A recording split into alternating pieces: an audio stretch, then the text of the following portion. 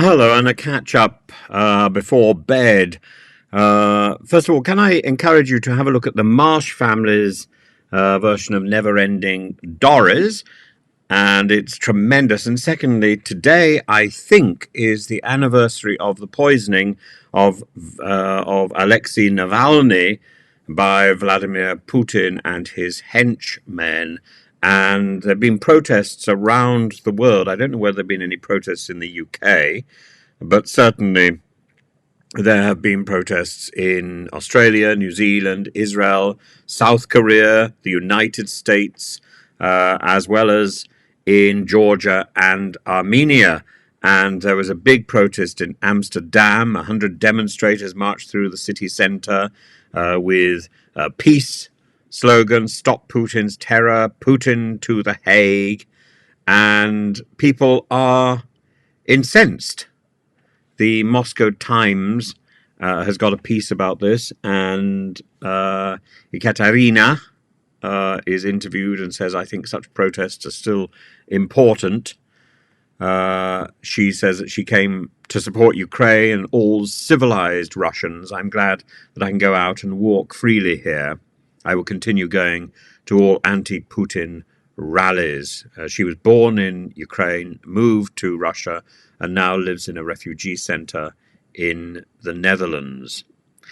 Inside Russia, there is very little chance to protest because criticizing the war is punishable with jail time.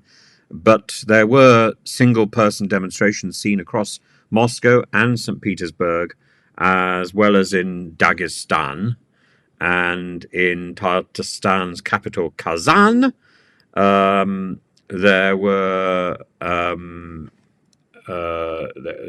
there was some sort of protest with a pair of blue boxers, which had got a slogan over it: 3 years, who is guilty?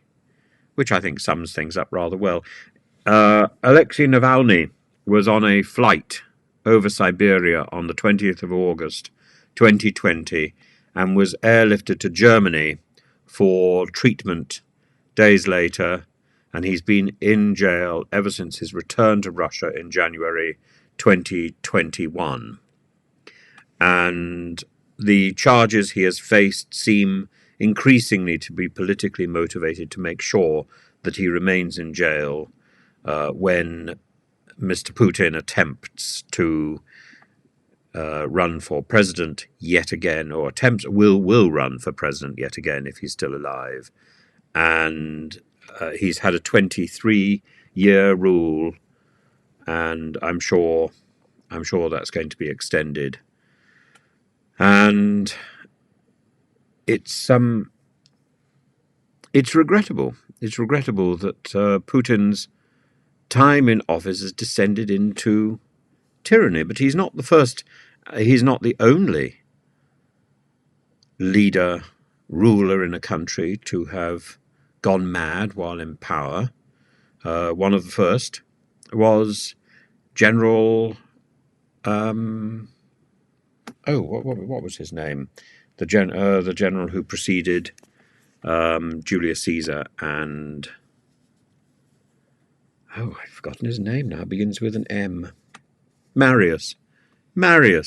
General Marius was, I think, the first person in history to have gone mad in office, and he went on a killing spree. And yeah, mad. And that clearly is what has happened to Mr. Putin.